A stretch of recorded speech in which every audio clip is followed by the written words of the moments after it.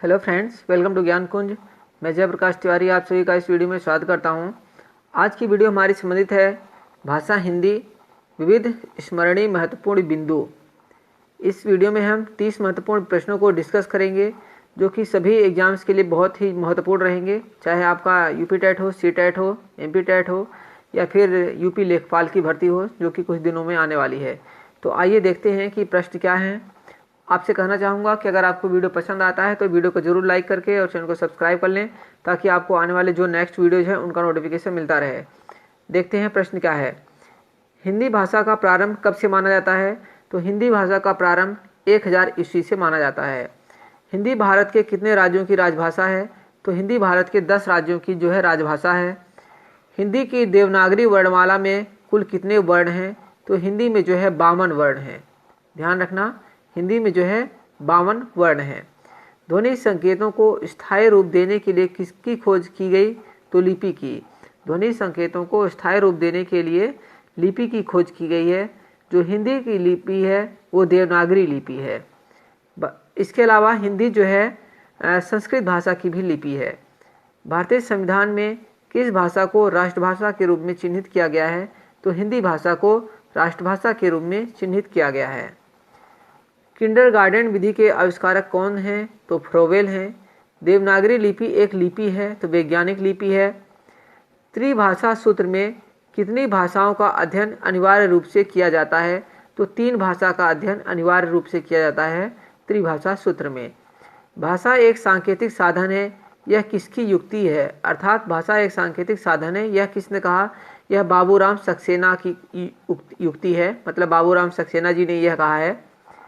संस्कृत के महान व्याकरण पाणिनि ने अपनी महान कृति अष्टाध्यायी में व्याकरण को क्या कहा है? तो यहाँ से याद रखना कि जो पाणिनि हैं इन्होंने अष्टाध्यायी एक व्याकरण ग्रंथ की रचना की है। तो इन्होंने हिंदी को क्या कहा है? शब्दानुशासन कहा है। व्याकरण को क्या कहा है? शब्दानुशासन। हिंदी को राष्ट्रभाषा का दर्जा कब दिया गया?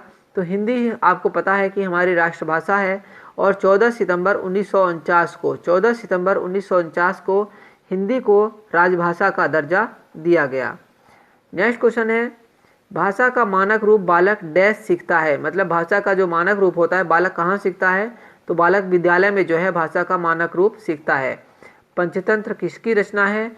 पंचतंत्र विष्णु शर्मा की रचना है। बहुत ही इंपॉर्टेंट प्रश्न है, कई बार एग्जाम में यह प्रश्न पूछा जाता है। कालिदास की सर्वप्रसिद्ध रचना है तो अभिज्ञान शाकुंतलम जो है संस्कृत में लिखी गई रचना है जो कि कालिदास की एक प्रसिद्ध रचना है। अष्टाध्यायी किनकी रचना है? अष्टाध्यायी पाणिनि की रचना है। पाणिनि, जैसा कि अभी हमने पढ़ा, अष्टाध्यायी एक संस्कृत में लिखा गया ग्रंथ है। गीतांजलि के रचनाकार हैं। गीतांजलि के रचनाकार जो है रविंद्रनाथ टैगोर हैं। रविंद्रनाथ टैगोर को गीतांजलि की रचना के लिए ही नोबेल पुरस्कार दिया गया था।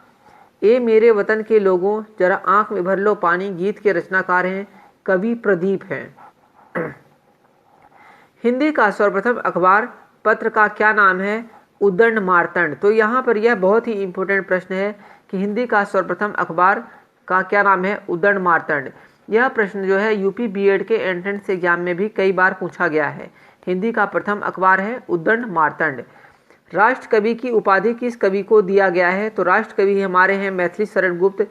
यह इंपॉर्टेंट प्रश्न है और यह प्रश्न जो है यूपी 69,000 शिक्षक भर्ती में भी पूछा गया था कि राष्ट्र कवि की उपाधि किस कवि को दिया गया है? तो मैथिली शरण गुप्त जी को राष्ट्र कवि की उपाधि दी गई है। सुप्रसिद्ध मैथिली पदावली के रचनाकार कौन है? तो पदावली के रचनाकार हैं विद्यापति। नेक्स्ट क्वेश्चन है, प्रसिद्ध तिलस्मी उपन्यास चंद्रकांता के रचनाकार कौन है? देवकी नंदन खत्री हैं चंद्रकांता के रचनाकार। चंद्रकांता के विषय में आप लोग जानते ही होंगे, इसका कुछ समय पहले सीरियल भी आता था। तो जो चंद्रकांता सीरियल है तिलस्मी उपन्यास है, इसकी रचना जो है देवकी नंदन खत्री ने की थी। प्रसिद्ध कहानी पंच परमेश्वर के रचयिता कौन है? तो पंच परमेश्वर के रचयिता जो हैं प्रेमचंद है।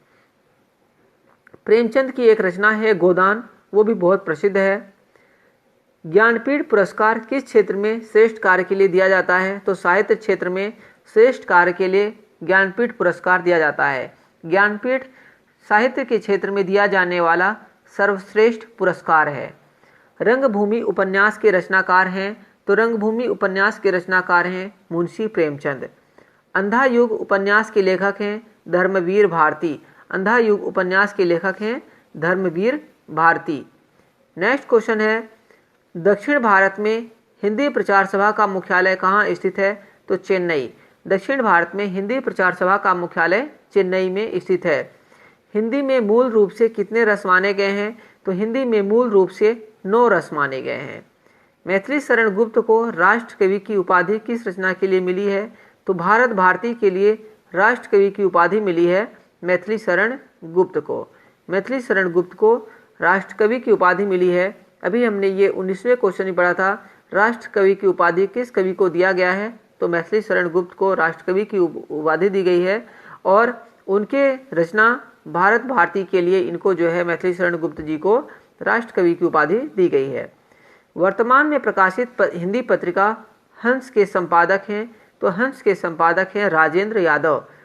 राजभाषा सूची में कितनी भारतीय भाषा शामिल हैं? तो 22 भाषाओं को शामिल किया गया है राजभाषा सूची में। तो फ्रेंड्स, ये थे 30 महत्वपूर्ण प्रश्न जो कि बहुत ही इम्पोर्टेंट थे। उम्मीद करता हूँ कि आपको पसंद आया होगा।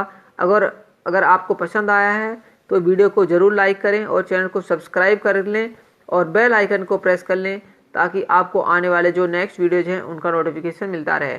Okay friends, thank you for watching this video. मिलेंगे नेक्स्ट वीडियो में।